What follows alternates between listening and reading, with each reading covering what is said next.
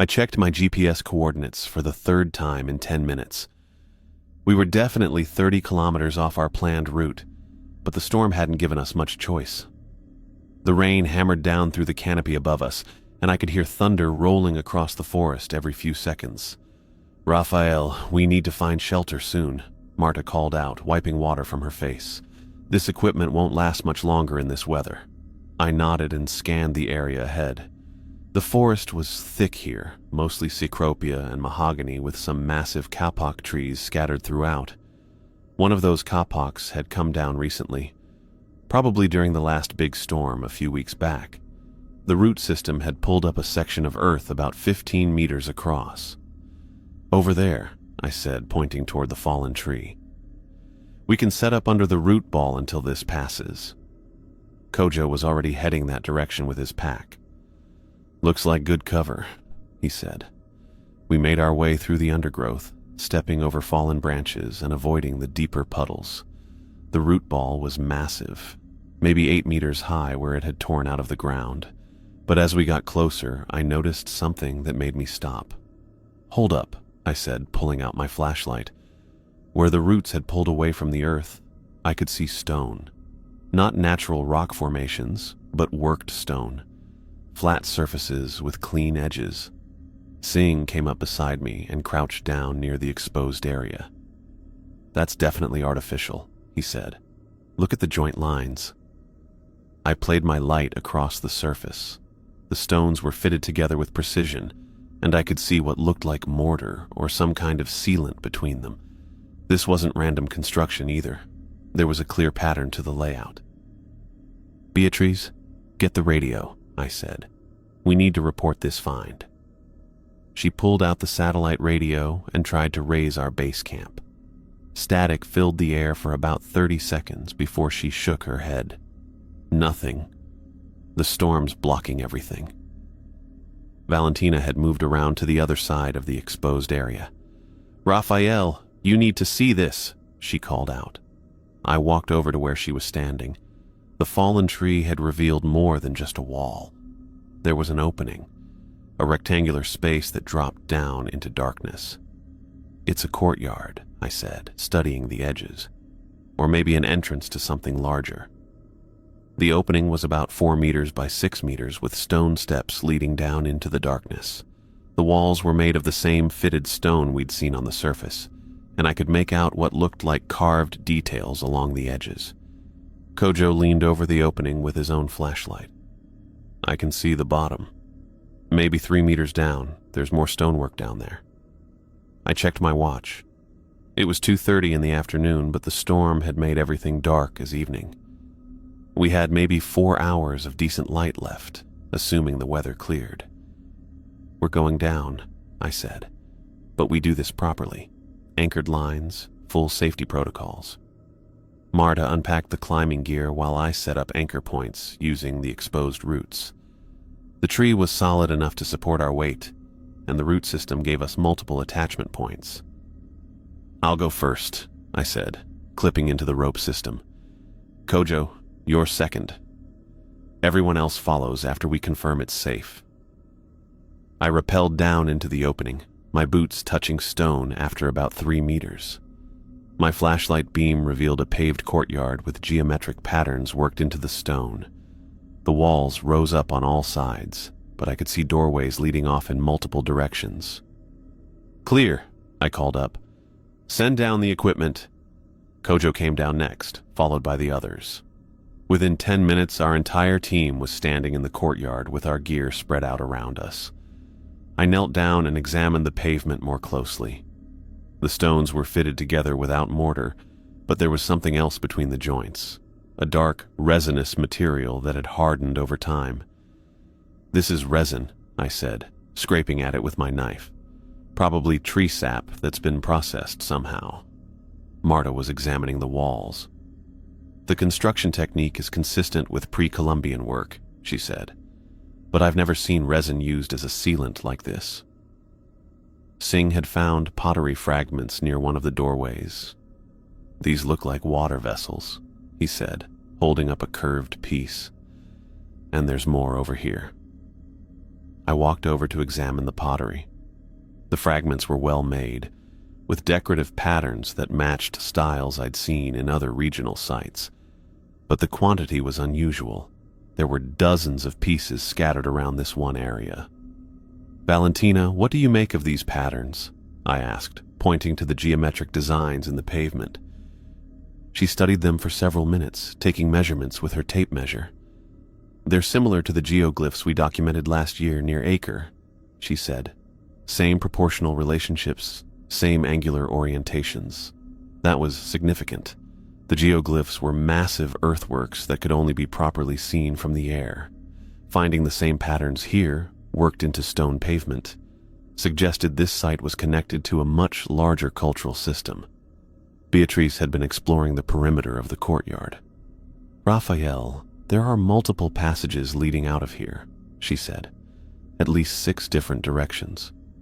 I walked over to examine the nearest doorway. It was sealed with more of the resin material, but the seal had cracked over time. I could feel air moving through the crack. "There's airflow," I said. "This connects to something larger." Kojo came over with a crowbar from our equipment. "Want me to break through?" I considered the options. We were already off course. The storm was still raging above us, and we'd stumbled onto what looked like a significant archaeological find. The responsible thing would be to document everything and wait for proper excavation equipment. But the air movement suggested the passages were still intact after who knows how many centuries. That was remarkable preservation, and it might not last if we left the site exposed to the elements. "Do it," I said. "But carefully. We document everything as we go." Kojo positioned the crowbar against the resin seal and applied pressure. The material was harder than I'd expected, but after a few minutes of work, it cracked and fell away in chunks. The passage beyond was about 2 meters wide and disappeared into darkness. The walls were the same fitted stone as the courtyard, and I could see more resin seals at regular intervals along the way. "Air's definitely moving," Marta said, holding her hand near the opening. "Coming from deeper in the complex." We broke through 2 more resin plugs before reaching what looked like a main corridor. This passage was wider, maybe 3 meters across, and the ceiling was higher. But the construction was different here. Instead of stone, the ceiling was made of fired clay tiles. "This is interesting," Singh said, examining the ceiling. "Clay tiles over stone walls. That's unusual for this region." I played my flashlight along the walls and noticed channels cut into the stone at floor level. They were maybe 30 centimeters wide and ran parallel to the corridor walls. "Water channels," I said. "This whole complex was designed to manage water flow." Valentina was measuring the corridor dimensions. "The proportions are consistent with the courtyard patterns," she said. "Same mathematical relationships." We moved deeper into the corridor, breaking through more resin seals as we went. Each seal was placed at what seemed like strategic intervals, and I started to notice a pattern. The seals weren't random. They were positioned at specific points where the corridor changed direction or where side passages branched off. "These seals are intentional," I said. "Someone wanted to control access to different parts of the complex." Kojo had found something in one of the side chambers. "Bone fragments over here," he called out. I went to examine his find. The bones were scattered across the floor of a small room, and they looked old. Very old. But they weren't human. The size and shape suggested small animals. Forest creatures, probably. "Interesting distribution," Marta said, studying the bone scatter. "They're concentrated near the water channels." I noticed something else about the chamber. The air was moving more strongly here, and I could hear a faint sound, like water flowing somewhere in the distance. "There's active water flow in this system," I said, "even after all this time." That changed everything. This wasn't just an archaeological site. It was a functioning hydraulic system that had been operating for centuries, maybe longer. We continued exploring, documenting each chamber and passage as we went. The complex was larger than I'd initially thought, with multiple levels and interconnected water channels throughout. But the more we saw, the more questions I had. The construction was too sophisticated for a simple settlement. The water management system was more complex than anything I'd seen in pre-Columbian sites, and the resin seals suggested someone had been maintaining the system long after its original construction. "Raphael!" Beatrice called from a chamber we hadn't explored yet. "You need to see this." I made my way over to where she was standing. The chamber was larger than the others, with a raised platform along one wall and a deeper channel running along the opposite side. But what caught my attention was the air movement. The air was flowing through this chamber in a steady current, and I could feel temperature differences. Cool air coming from one direction, warmer air flowing out through another passage. "This is a ventilation system," I said. "Engineered airflow." I stood there in the darkness, listening to the sound of moving air and distant water, and realized we weren't just looking at an archaeological site. This was something else entirely. The complexity of the engineering, the active water flow, the maintained seals, it all pointed to something that had been designed for a specific purpose. And that purpose wasn't just shelter or ceremony. This whole complex had been built to contain something. I moved deeper into the corridor with my headlamp cutting through the darkness ahead. The beam caught something on the wall about 20 meters from where we'd made camp, and I stopped to get a better look. Painted figures covered the stone surface in reddish pigments that had somehow survived down here. The mural showed people carrying what looked like ropes and wooden stakes, all moving in the same direction towards something long and pale that stretched across the bottom of the image. The thing they were approaching didn't have a clear head or tail, just segments that curved through what appeared to be passages or channels. I traced the painted lines with my finger, trying to make sense of the scale. "Raphael, you need to see this," I called back toward the courtyard. His footsteps echoed as he approached, followed by Marta's lighter steps. Their headlamps joined mine on the wall. "These measurements," Raphael said, pointing to markings along the edges of the mural. "They're consistent with the channel dimensions we documented." The painted figures held their ropes and stakes at specific angles, and I noticed they weren't attacking the segmented shape. They seemed to be guiding it or directing its movement. Lines showed water flowing beneath the creature, and the drainage channels we'd found were clearly represented in the artwork. "Look at this section," Marta said, illuminating another part of the wall. "The people are above the creature, on platforms like the ones we found in the chambers." I studied the painted drainage systems more carefully.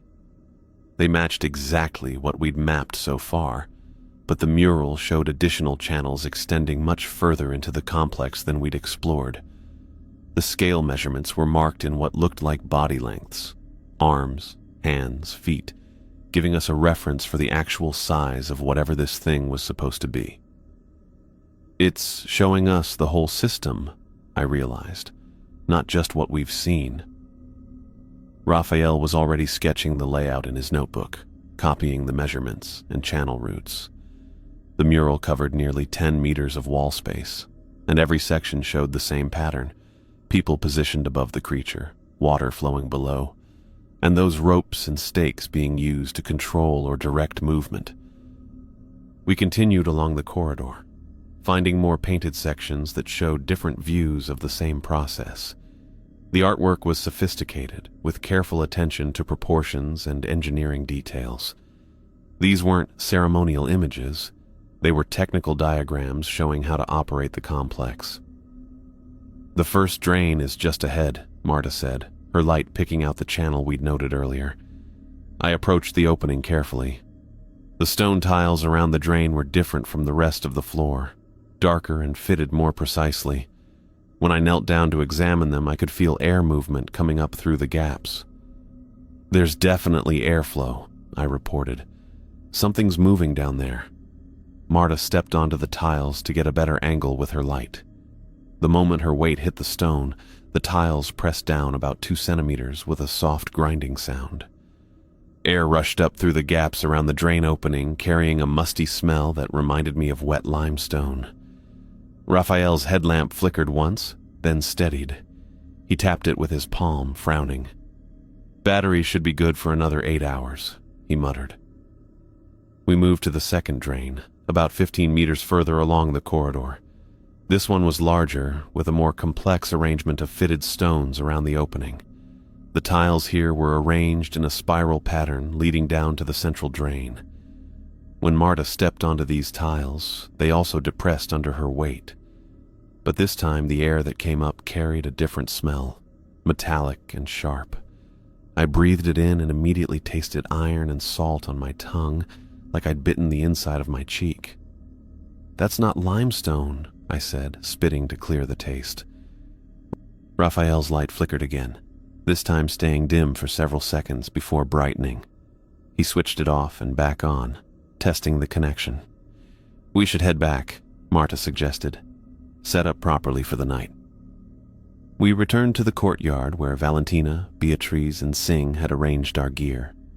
The space felt secure with its stone walls and multiple exit routes, and the air circulation was better than in the narrow corridors. Raphael spread out his sketches and notes while we ate our rations.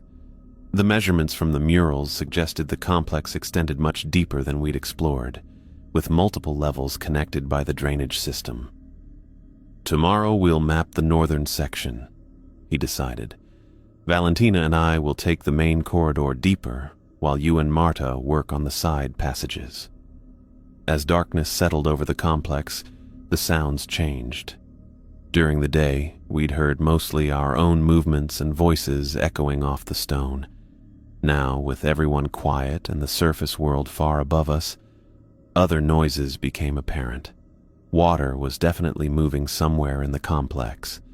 Not the steady flow of a stream, but intermittent rushing sounds that came from different directions. I lay on my sleeping pad, listening to the patterns.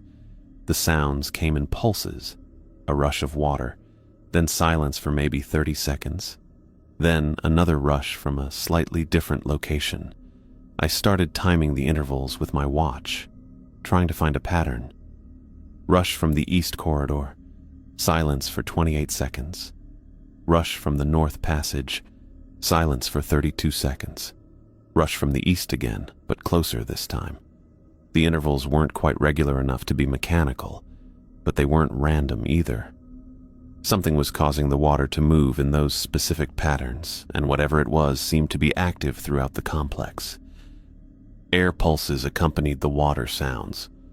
Not the steady circulation we'd noticed during the day, but sudden movements that I could feel against my face when I turned toward the corridor openings. The air carried different scents each time, sometimes that limestone smell, sometimes the metallic taste we'd encountered at the second drain. I checked my watch again. The pulses were coming every 25 to 35 seconds now, and they seemed to be getting stronger. The water sounds were definitely closer than they'd been an hour ago. Raphael was snoring softly near the entrance we'd used to descend. Marta and Singh were quiet on the other side of the courtyard. Valentina shifted in her sleep occasionally, but the sounds didn't seem to be waking anyone else. I sat up and pulled out my notebook, trying to map the timing and direction of each pulse. East corridor, 30 seconds. North passage, 28 seconds. East again, 26 seconds. The intervals were getting shorter. A stronger air pulse hit me from the main corridor, carrying that iron and salt taste so intensely that I had to cover my nose and mouth with my shirt. Whatever was moving down there was getting more active as the night progressed. I stayed awake, listening and timing, until the first gray light started filtering down through the entrance opening above us. The water sounds gradually became less frequent as dawn approached, and the air pulses faded to the steady circulation we'd noticed during our initial exploration. When Raphael stirred and checked his watch, I showed him my notes from the night. "Rhythmic, but not mechanical," I told him. "Something's definitely moving through the drainage system, and it's more active in the dark." He studied my timing records, comparing them to his sketches of the channel layout from the murals. The intervals matched the distances between drain openings, he realized. If something was moving through the channels at a consistent speed, this is exactly the pattern we'd expect to hear. Beatrice and Singh packed their gear after breakfast, preparing to return to the surface. They'd establish communication with our helicopter pickup and monitor weather conditions while the rest of us continued mapping the complex. "Check in every 4 hours," Raphael instructed. "If you don't hear from us by 1800 hours, call for immediate extraction." They climbed the rope to the surface, leaving me, Raphael, Marta, and Valentina to continue the exploration. The morning light coming through the entrance made the courtyard feel almost normal, but I couldn't forget the sounds I'd heard during the night. The complex was definitely more active than it appeared during daylight hours, and whatever was moving through those drainage channels was large enough to displace significant amounts of water and air. The murals showed people working with ropes and stakes to control or direct something, and the scale measurements suggested it was much bigger than any animal I could think of that might live in underground waterways. I gathered my gear and checked my headlamp batteries. We had a lot more corridors to explore, and I wanted to understand what we were sharing this place with before another night fell. I checked my GPS again. We'd been moving through the main corridor for 40 minutes since splitting up with Valentina and Kojo. The surfaces under my boots felt different here, drier somehow. Less of that slick moisture I'd noticed near the entrance chambers. Marta walked beside me, her headlamp beam sweeping the walls as we went deeper. "The air's different too," she said, adjusting her pack straps. "Not as humid." She was right. Back near the courtyard, everything had that underground dampness you'd expect. Here, the stone felt almost dusty under my fingertips when I touched the wall to steady myself. "Look at this," I said, stopping at the next doorway threshold. I crouched down and examined the dark material packed into the gap between the floor stones. It wasn't the same resin we'd been seeing everywhere else. This stuff was grittier, more porous. "Biochar," Marta said, kneeling beside me. "Burned organic matter. They used it like a filter." I scraped a small sample with my knife blade. The material crumbled easily, releasing a faint smoky smell. Why pack it in the doorways? Maybe to absorb moisture, or... She paused, thinking. Could be to keep something out. We'd been walking for another 10 minutes when I noticed something else. The usual forest sounds, insects buzzing, small animals moving through undergrowth above us, had gone completely quiet. Even the bird calls that had been filtering down through the collapsed opening had stopped. "You hear that?" I asked. "Hear what?" "Exactly. Nothing." Marta stopped and listened. The only sounds were our footsteps and the distant water flow we'd been tracking since yesterday. No scratching, no scurrying, no wing beats. Like every living thing in the area had decided to be somewhere else. The third chamber opened up ahead of us, larger than the previous two. My headlamp beam caught something different on the far wall. Not murals this time, but actual shelves carved into the stone. Rectangular niches, maybe 30 centimeters deep, arranged in neat rows. "Residential," Marta said, walking over to examine them. "Storage for personal items." I moved to the left wall where something had caught my eye on the floor. A piece of fired clay, curved and hollow. I picked it up carefully. It was about the size of my palm with a small hole at one end. "Whistle," I said, holding it up. The piece was broken, missing whatever mouthpiece it had originally, but the shape was unmistakable. Marta came over to look. Musical instrument, or maybe a signal device. I turned the fragment over in my hands. The clay was well fired, smooth to the touch. Someone had spent time making this, shaping it carefully before the firing. Personal belongings didn't usually survive in archaeological sites unless the abandonment had been sudden. "They left in a hurry," I said. The mural on the back wall showed more of the same technical diagrams we'd been seeing, but this one was different. Instead of showing the creature itself, it depicted people working. Figures carrying containers, pouring something across floor surfaces. Other figures sitting on raised platforms, watching from above. I studied the pouring motion more carefully. The material being spread looked granular, not liquid, and the people doing the work wore what looked like cloth over their faces. "Protective covering," Marta said, following my gaze. Whatever they were spreading, they didn't want to breathe it. The platform figures held long poles or sticks, pointed downward toward the floor level.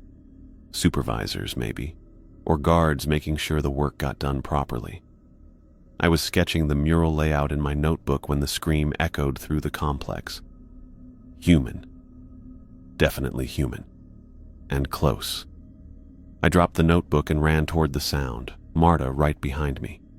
Our footsteps echoed off the stone walls as we retraced our path back toward the main corridor junction.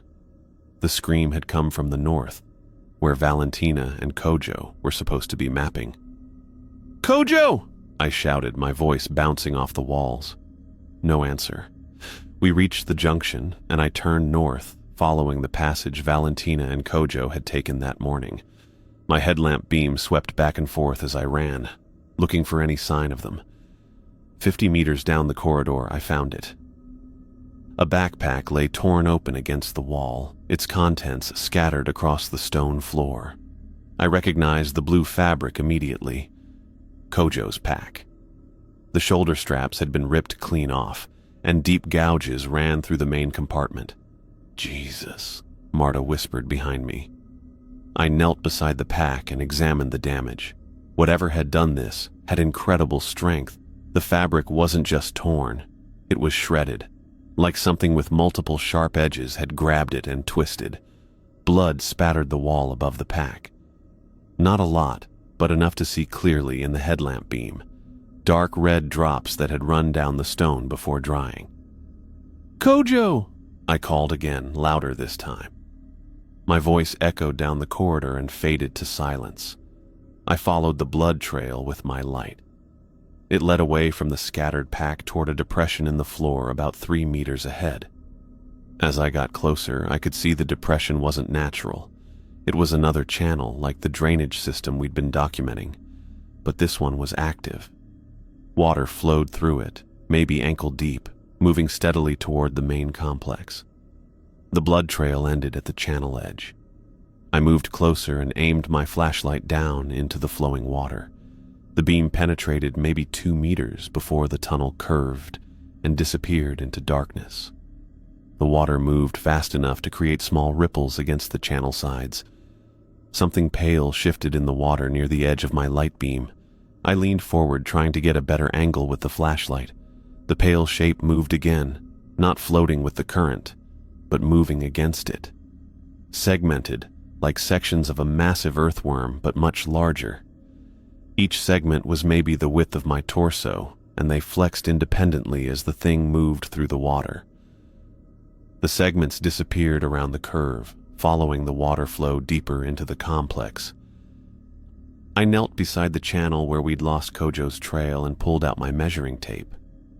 The water moved steadily through the carved stone, carrying that metallic taste I'd noticed before. I stretched the tape across the opening, exactly 24 inches, shoulder width for an adult. That wasn't coincidence. I'd seen enough archaeological sites to know when measurements were intentional. Someone had built this channel to specific dimensions, and now I was starting to understand why. I pressed my palm against the tiles beside the channel. A faint vibration ran through the stone, rhythmic pulses that matched the water flow.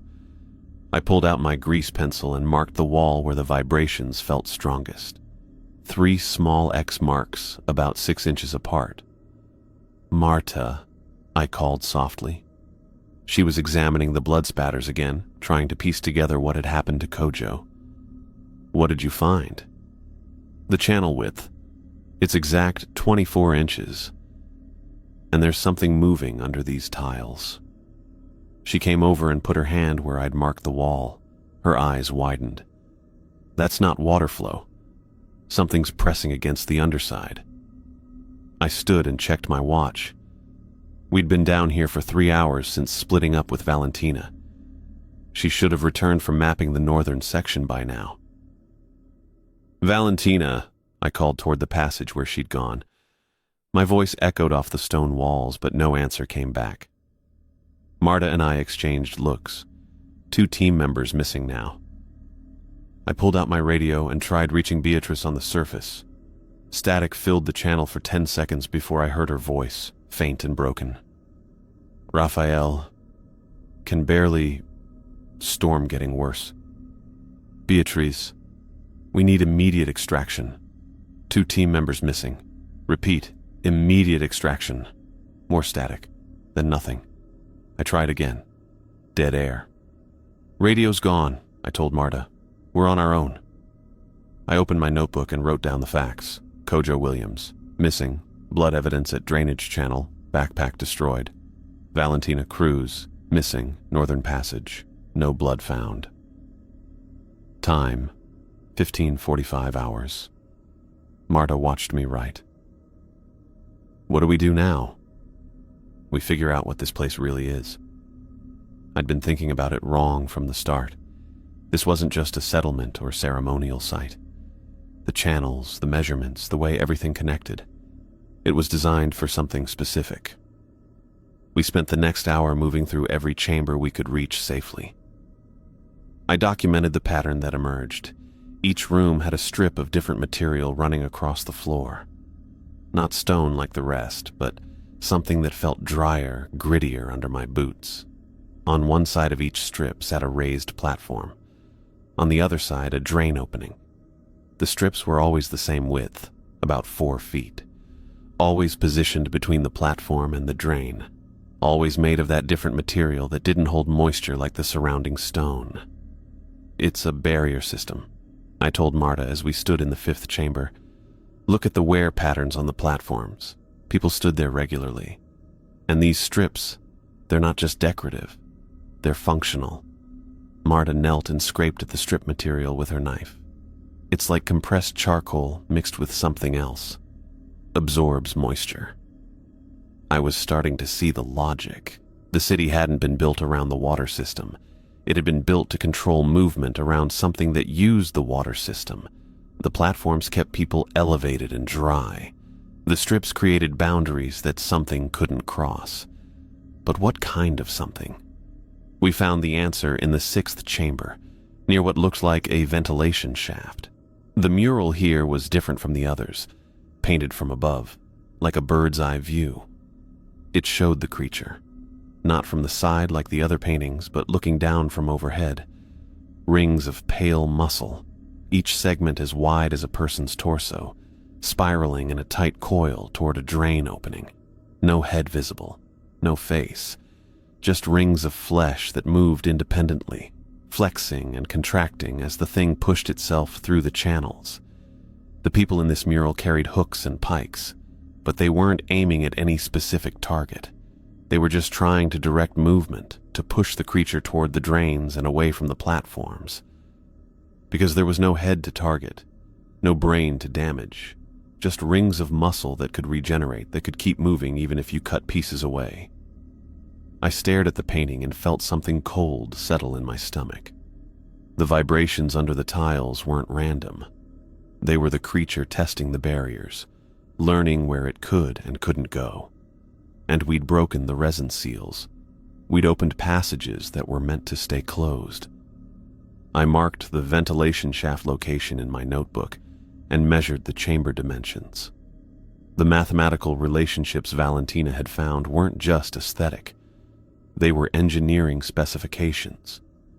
Distance between platforms, width of the dry strips, depth of the channels. Everything calculated to contain something that could flow like water but had the strength to crush stone. The creature had been here all along, moving through the deeper channels, held back by barriers we didn't understand, until we started breaking them. I got to work setting up the alarm system while Marta gathered the paracord from our packs. We had about 60 feet of the stuff, enough to string across the main passages leading into our courtyard camp. I tied the first line at ankle height between 2 stone pillars, then ran another one about 3 feet higher. If something came through those passages, it'd hit the cord and we'd know about it. "Where do you want the bell?" Marta asked, holding up the small brass camping bell we'd brought for signaling. I pointed to the center line. Tie it there about halfway across. Anything that hits the cord should make it ring. She worked the bell onto the paracord with a simple slip knot. When she tugged the line to test it, the bell gave a clear, sharp chime that echoed off the stone walls. Good enough to wake us if something tried to get through. Singh was still out mapping the eastern passages.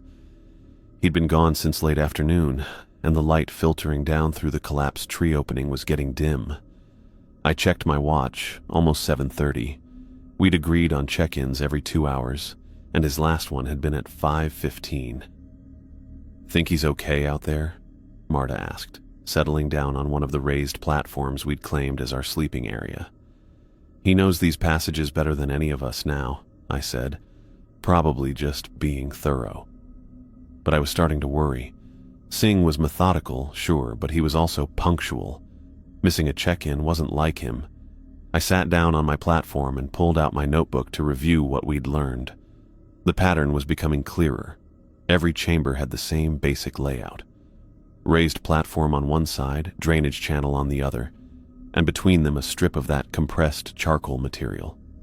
The strips ran in straight lines from wall to wall, always positioned to block direct access between the platforms and the drains. The bell stayed silent as darkness settled over our camp. I'd expected it to ring at least once, maybe from air currents or settling stone. But the paracord hung perfectly still, the bell motionless. What bothered me was something else I'd started noticing. I pressed my palm against the dry strip beside my platform. There it was again, that subtle vibration, like a slow pulse running through the material. I'd felt it earlier when we were examining Kojo's blood trail, but now it was stronger, more regular. I moved to the edge of the platform and put both hands on the strip. The vibration came in waves, maybe 10 seconds apart. Not random, too consistent for that. Something was causing it. "Marta, come feel this." She climbed down from her platform and knelt beside me. I guided her hands to the same spot. "You feel that?" She frowned, concentrating. "Yeah, like something's pressing against it from underneath." I moved to the stone tiles on the wet side of the strip, the area between the strip and the drainage channel. Pressed my palms flat against the surface. Nothing, no vibration at all. The tiles were completely still. "That's weird," Marta said when I told her. "Why would the dry side vibrate but not the wet side?" I didn't have an answer, but the pattern was consistent. Every time I checked, the compressed charcoal strips pulsed with that slow, steady rhythm, while the stone tiles around the drains stayed motionless. At 8:45, I heard footsteps in the eastern passage. Singh's voice called out, "Coming in," and I saw his headlamp beam sweeping across the corridor walls. "About time," I called back. "You missed your check-in." But when he stepped into the courtyard, I could see something was wrong. His left sleeve was torn from shoulder to elbow, hanging in tatters. His forearm was bloody, with what looked like deep scratches running from his wrist to his elbow. "What happened?" Marta was already moving toward him with the first aid kit. Singh took 3 more steps, then stumbled. His legs seemed to give out all at once, and he went down hard on his knees just short of the dry strip. I jumped down from my platform and grabbed him under his good arm. "Singh, talk to me. What did this?" His head was drooping, chin almost touching his chest. When I lifted his face, his eyes were unfocused. Pupils looked normal, but he seemed barely conscious. "No bite marks," Marta said, examining his torn sleeve. "These look like scratches, but they're deep. Whatever did this had some serious claws." I hauled Singh to his feet and half-carried, half-dragged him across the dry strip to the nearest platform. The moment we crossed onto the compressed charcoal material, I felt the difference. The strip didn't just vibrate. It actually flexed under our combined weight, like it was designed to give way. That wasn't right. The material had felt solid before, firm enough to walk on without any noticeable compression. Now it felt almost spongy, like stepping on a thick mat instead of packed earth. I got Singh onto the platform and checked his pulse. weak and rapid. His breathing was shallow but steady. The scratches on his arm were still bleeding, but they didn't look life-threatening. "Sing, can you hear me?" I tried again. His eyes fluttered open for a second, then closed. He mumbled something I couldn't make out. That's when I heard it. A scraping sound from directly beneath us. Not the water flow we'd been hearing from the drainage channels. This was different. Deliberate. Like something dragging itself across stone. I pressed my ear to the platform. The scraping came again, closer this time. And underneath it, a wet, sliding sound, like something large moving through a tight space. The tiles around the drainage channel started to flex. Just slightly, but enough to see the joints between them widening and closing in a slow rhythm. Like they were designed to do that. Like they were supposed to break away. "Marta, we need to get off this level. Now." She looked up from bandaging Sing's arm. "What's wrong?" "The floor's not stable. Those tiles, they're moving." I helped her get Sing to his feet. He was more alert now, able to support some of his own weight, but still unsteady. "Can you climb?" I asked him. He nodded weakly. "I think so." We made our way to the rope we'd left hanging from the tree opening above. The climb would be tough with Sing injured, but staying down here was starting to feel like a very bad idea. As I rigged a safety line around Sing's waist, I thought about the resin plugs we'd broken to get deeper into the complex, all those sealed passages we'd opened. I'd assumed they were just preservation measures, keeping moisture out of the chambers. But what if they weren't? What if they were part of something bigger? A system designed to keep something in? The scraping sound came again, louder this time. And I realized we weren't the first people to break those seals. Some of the plugs we'd found had been opened from the inside, then resealed with fresh resin. Someone else had been down here. Someone who understood how this place was supposed to work. Someone who'd been trying to fix what we'd broken. I spread my notebook flat on the stone platform, trying to make sense of what we'd found. The sketches and measurements filled 3 pages, but the patterns didn't connect the way they should have. The murals showed technical diagrams, sure, but they assumed knowledge I didn't have. Without understanding what the original builders knew about this thing, I couldn't figure out how their system actually worked. The creature was down there testing everything. I could feel it through the stone. Not random movement, but deliberate pressure against the tile undersides. It pushed against spots where the channels curved or narrowed, like it was mapping the boundaries. The vibrations came in waves, following the water flow from chamber to chamber. Whatever this thing was, it responded to pressure and moisture, but completely ignored anything happening above the dry barriers. "Raphael," Marta said, reaching toward the alarm bell we'd strung up earlier. "Should we pack this up before we climb out?" She leaned over the paracord line, using a cracked tile near the platform edge for support. The moment her weight hit that tile, it shifted with a grinding sound. A pale ring pushed up through the crack. The thing was maybe 6 inches across, opening and closing like some kind of gill or mouth. The edges were smooth and wet, flexing in a rhythm that didn't match breathing. It pushed higher, testing the opening. "Marta, get back!" I grabbed her arm and pulled her toward the center of the platform. The ring kept coming up through the crack, wider now, the size of a dinner plate. When it closed, it crushed the broken tile completely. Stone fragments scattered across the platform. The scraping sounds underneath got louder, more urgent. "We need to go," I said. "Now." Sing was sitting against the wall, holding his bandaged arm. His eyes were clearer than before, but he still looked shaky. I helped him to his feet while Marta gathered the first aid kit.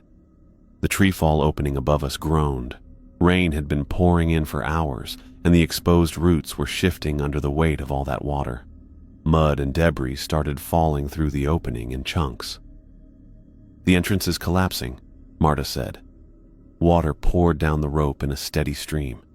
The courtyard floor, which had been damp before, was now ankle-deep in muddy runoff. The compressed charcoal strips that had felt solid earlier were turning soft and spongy as the water soaked through them. The creature was following the water flow. I could hear it moving through the channels, pushing against barriers that were dissolving under the flood.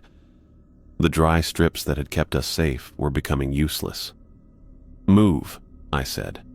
We headed toward the entrance corridor, the only way out that didn't involve climbing. Singh could walk but needed support. Marta stayed on his other side, helping him navigate the uneven stones. Behind us, more tiles cracked. The pale rings came up through multiple openings now, testing each gap.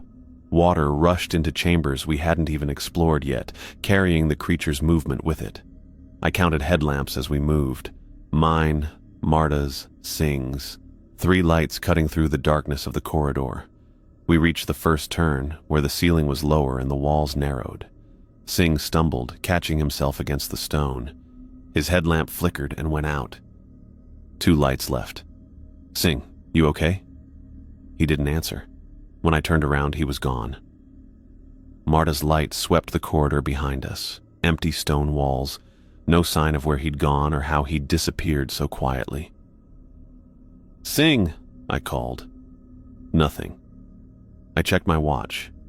The battery indicator showed half power remaining. Marta's light was steady beside me, but when I looked at her face, something was wrong.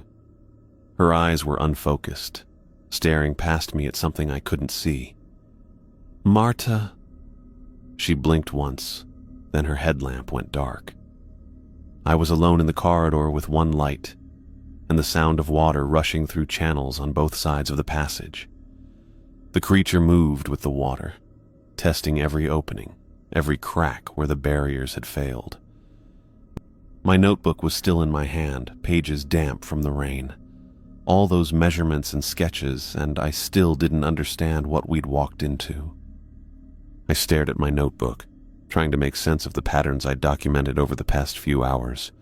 The measurements from the murals, the spacing between drainage points, the consistent dimensions of every chamber. It all had to connect somehow. The creature moved beneath us with deliberate purpose, testing pressure points where water flowed fastest, but it avoided the areas directly under the dry charcoal strips. That's when it hit me. The strips weren't just barriers. They were a path. I traced my finger across the sketched layout, following the dry strips from chamber to chamber. They formed a continuous route through the complex, elevated above the water channels, leading in one specific direction. I flipped back to my measurements of the mural figures and their positioning relative to the architectural elements. Every scale reference, every body length measurement, pointed to the same location. "There's a tower," I said aloud, though Singh remained unconscious and couldn't hear me. "The whole system centers on a ventilation tower." I pulled out my measuring tape and checked the proportions again. The murals showed people working on platforms around a central structure. Not just any structure, but something tall with what looked like a massive stone plug at the top. The figures carried ropes and poles, positioning themselves around clay supports that held the plug in place. The original inhabitants had built this place with an emergency system. If something went wrong, if the creature got loose from the deeper channels, they could trigger a controlled collapse. The plug would fall, the drainage system would cave in, and the whole thing would seal itself. But I'd screwed up their logic. We'd broken through resin seals that were meant to stay closed, opened passages that should have remained blocked. The creature was loose because I'd given it access to areas it was never supposed to reach. The good news was the collapse mechanism probably still worked. I studied my sketches again, tracing the route the dry strips would take me. 3 chambers lay between my current position and the tower location. Each chamber had drains that were filling with rainwater from the collapsing entrance above. The charcoal strips were already turning to mud where water touched them. I had maybe 20 minutes before the path dissolved completely. I grabbed the LiDAR tripod from our equipment pile. It was aluminum, lightweight but strong enough to work as a lever. From my pack, I pulled a magnesium flare and 50 feet of paracord. The flare would burn hot and bright for about 10 minutes, long enough to distract the creature while I got into position. I tied one end of the paracord to the tripod, then strung the cord across the remaining dry patches, testing each section to make sure it would hold my weight. The charcoal strips felt spongy now, but hadn't completely dissolved. I looped the cord over a stone lintel in the doorway leading toward the tower, creating a pulley system that would let me apply leverage to whatever clay props I found supporting the plugstone. The creature's movement below had intensified. Water poured steadily through the collapsed entrance, spreading across the courtyard floor and flowing into every drain opening. The thing followed the water, pushing through channels that connected the entire complex. I needed to draw it away from my planned route. I crawled to the edge of the platform and lit the magnesium flare. The flame burst to life with brilliant white light that filled the chamber and sent shadows dancing across the walls. I tossed the flare onto the wet side of the chamber near the largest drain opening. The response was immediate. Wet sliding sounds moved beneath the tiles, converging on the heat source. The creature pushed water ahead of its body as it adjusted position, bulging the floor tiles upward in a line that led directly toward the flare. I grabbed the tripod and paracord, then stepped carefully onto the first dry strip. The charcoal compressed under my boots but held my weight. I moved quickly from strip to strip, following the path I'd mapped through the doorway into the next chamber. Behind me, the flare continued burning, keeping the creature focused on that location. The second chamber's dry strip was softer, more like walking on wet sand. Water had pooled around the platform base and was soaking into the charcoal from below. I crossed to the far doorway, testing each step before putting my full weight down. The third chamber was worse. The strip here was nearly dissolved, dark and muddy where rainwater had found its way through cracks in the ceiling. I had to move fast or risk breaking through into the water channels below. At the far end of the chamber, I found what I was looking for. The ventilation tower rose 20 feet above the chamber floor, built from the same fitted stone as the rest of the complex. At the top, a massive plugstone sat in a circular opening held in place by 4 clay props that extended from the tower walls. The props were exactly as shown in the murals, fired clay supports designed to shatter under pressure. The plug had to weigh at least 2 tons. When it fell, it would drop straight down through the tower and into the main drainage channel below, creating a cascade failure that would collapse the entire water system. I positioned the tripod under the lowest prop and extended the legs to create a stable base.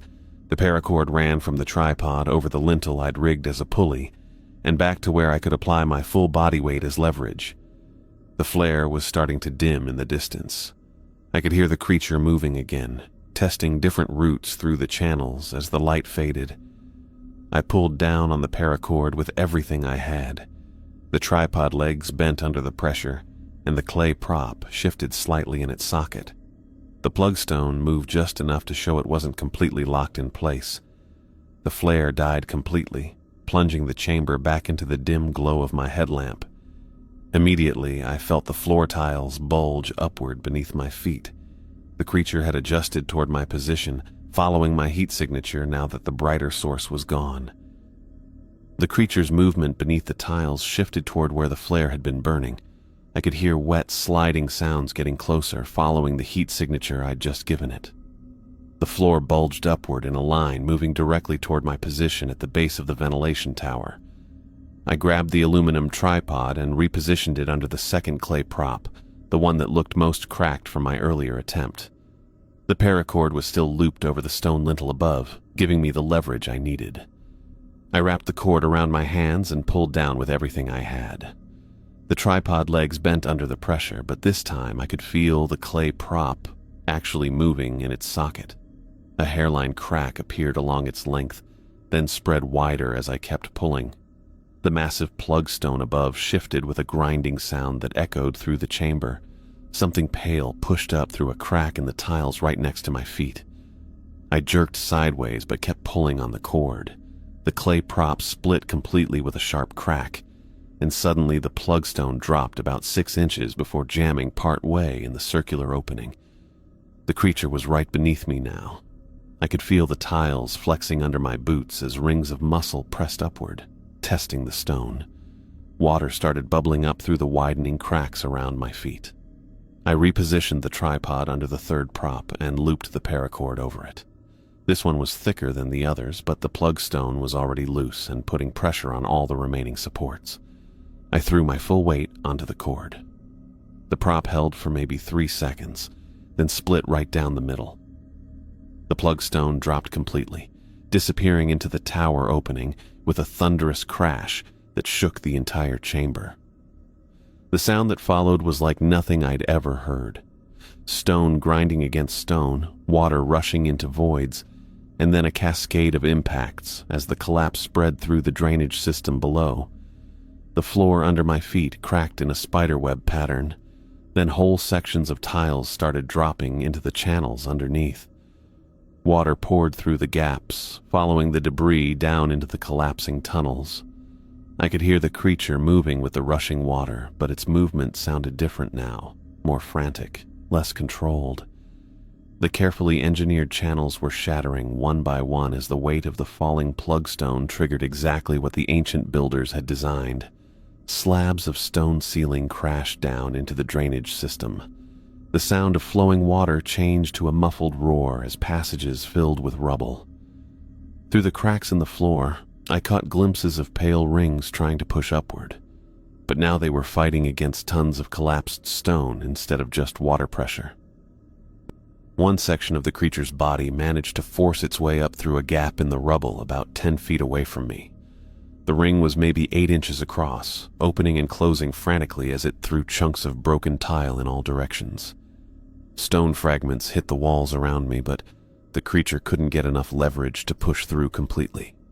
More rings appeared through other cracks, all of them struggling against the weight of the collapsed drainage system that now trapped them beneath layers of broken stone and rushing debris. The pain hit me like a sledgehammer. One second I was standing at the tower watching the creature struggle under tons of collapsed stone, and the next second something had wrapped around my ankle and was crushing it with the force of a hydraulic press. I looked down and saw a pale ring of muscle, thick as my forearm, coiled tight around my boot and ankle. The thing was squeezing so hard, I could hear the leather cracking and feel my bones grinding together. Blood was already seeping through the boot where the creature's tiny hooked edges had punctured the material. The paracord I'd rigged was still in my hands, stretched tight from the tower to where I stood. The floor tiles around me were cracking and shifting as more of the creature pushed up through gaps in the rubble. I had maybe 10 seconds before the whole section gave way and dropped me into the flooded channels below. I pulled out my knife and sawed through the paracord in 3 quick cuts. The tension released and I threw myself sideways, rolling hard onto the nearest dry strip just as the floor section where I'd been standing collapsed completely. Stone slabs crashed down into the water below, and I heard the creature's frustrated thrashing as more debris pinned it deeper. My ankle felt like it was on fire. I couldn't put any weight on it at all. When I tried to flex my foot, nothing happened. The muscles weren't responding. The boot was split open along the side, and I could see blood pooling inside, but I didn't want to take it off and see how bad the damage really was. The leather was probably the only thing holding everything together. The creature was still moving under all that rubble, but slower now. I could hear it pushing against the collapsed stone, trying to work its way through gaps that were too small. Every few seconds, a pale section would emerge between broken tiles, writhing and grasping, then disappear again as the weight shifted and pinned it back down. I had to move. The water level was rising as rain continued pouring through the collapsed entrance above, and more floor sections were starting to sag. If I stayed here much longer, I'd end up trapped under the next collapse. I started crawling along the remaining dry patches, dragging my useless leg behind me. The charcoal strips were dissolving into mud, but some sections were still solid enough to support my weight if I moved fast. My hands were already torn up from the paracord, and now they were getting shredded on the rough stone as I pulled myself forward. The first doorway I reached had a broken resin seal, one we'd cracked open days ago when we thought we were just exploring.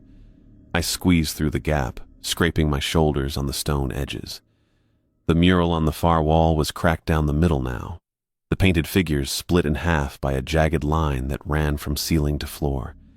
The next chamber was worse. Half the floor had already dropped away, leaving a gaping hole filled with rushing water. I had to crawl along the wall, pressing my back against the stone and inching sideways while my injured leg dragged uselessly behind me. Every movement sent waves of pain up from my ankle, but I kept going. In the third chamber, I found Singh's torn backpack still lying where we'd discovered it. The blood on the wall had dried to dark brown stains. I grabbed the pack and checked inside. Most of the contents were gone, but there was still a water bottle and some energy bars. I stuffed them into my vest pockets and kept moving. The entrance corridor was a mess. Water was cascading down from the tree fall opening above, turning the stone floor into a slippery stream. The rope we'd used to descend was still hanging there, but it was swaying back and forth in the wind and rain, at least 6 feet away from where I was lying. I measured the distance with my eyes. Even with both legs working, it would have been a difficult jump. With one leg completely useless, it was going to be nearly impossible, but it was the only way out. I pulled myself to the edge of the platform and waited for the rope to swing closer. When it came within reach, I lunged forward and grabbed it with both hands. The sudden weight made it swing away from the wall, and for a terrifying moment I thought I was going to fall back into the flooded chamber below. But my grip held. I wrapped my arms around the rope and started climbing, using only my arms and my good leg. Every few feet I had to stop and rest, my muscles burning from the effort. The rain was making everything slippery, and my injured ankle kept banging against the stone wall as I climbed. It took me 20 minutes to reach the surface. When I finally hauled myself out through the gap between the roots, I collapsed on the muddy ground and just lay there breathing hard. The forest was quiet, except for the steady drumming of rain on leaves. I could hear the helicopter before I could see it. The sound of rotors cutting through the storm grew louder until the aircraft appeared through the trees, its searchlight sweeping back and forth across the forest floor. It landed in a small clearing about 50 meters away, and I started dragging myself toward it through the mud and fallen branches. The pilot jumped out and ran over to help me. He was a guy named Blake, one of the regular contract pilots who'd flown us out to remote sites before. "Jesus, what happened to you?" he shouted over the noise of the rotors. "Where's the rest of your team?" I let him help me into the helicopter before I answered. My ankle was throbbing with every heartbeat, and I was starting to feel dizzy from blood loss. "They didn't make it out," I said.